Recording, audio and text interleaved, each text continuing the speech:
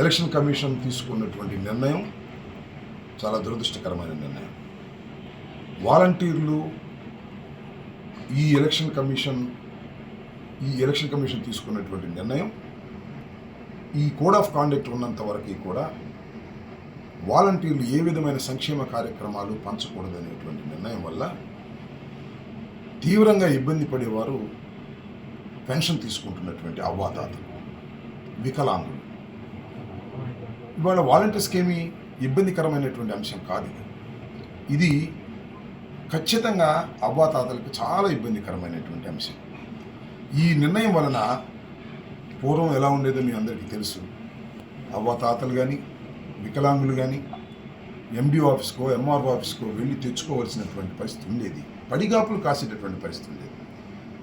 ఆ పరిస్థితి నుంచి ఇంటికి వెళ్ళి పెన్షన్ అందించేటటువంటి ఒక నూతనమైన పద్ధతిని తీసుకొచ్చినటువంటి జగన్మోహన్ రెడ్డి గారి మీద కక్షతోనో, వాలంటరీ వ్యవస్థ మీద ఉన్నటువంటి దుగ్ధతోనో తెలుగుదేశం పార్టీ, చంద్రబాబు నాయుడు గారు, పవన్ కళ్యాణ్ గారు ఎన్ని వ్యాఖ్యలు చేశారో నేను ప్రత్యేకంగా చెప్పాల్సిన అవసరం లేదు. ఒకసారి వెనక్కి వెళ్తే అర్థమవుతాయి.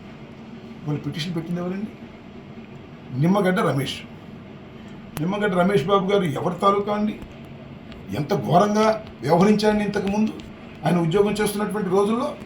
చంద్రబాబు నాయుడు గారు, పవన్ కళ్యాణ్ గారు కలిసి వాలంటీర్ల మీద కక్ష తీర్చుకోవాలనే ఉద్దేశంతో ఆయన మీద ఆయన ద్వారా పిటిషన్ పెట్టించి ఎలక్షన్ కమిషన్ ఈ రకమైన దురదృష్టకరమైన నిర్ణయం తీసుకోవడం వలన వాలంటీర్లు కాదు ఇబ్బంది పడేది అవ్వాతాతలు, రాష్ట్రంలో ఉన్నటువంటి పెన్షన్ తీసుకునేటటువంటి ముసలి వారు ఇబ్బంది పడుతున్నారు.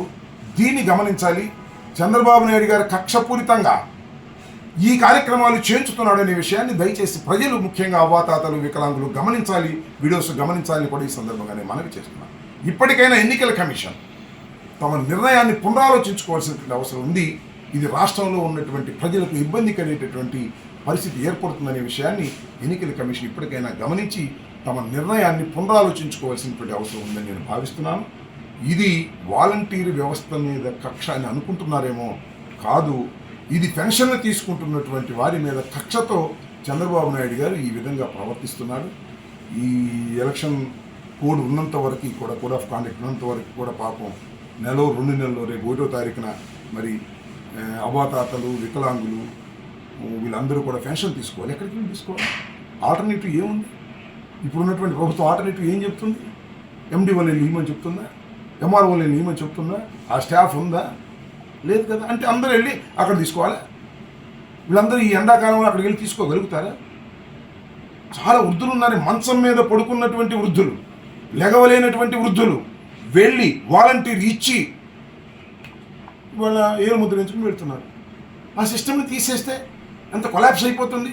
దీన్ని పునరాలోచించుకోవాల్సిన అవసరం ఉంది. కేవలం చంద్రబాబు నాయుడు గారి కుట్రలు, కుతంత్రాలకు వాలంటీర్లు బలి చేయాలనుకుంటున్నాడు.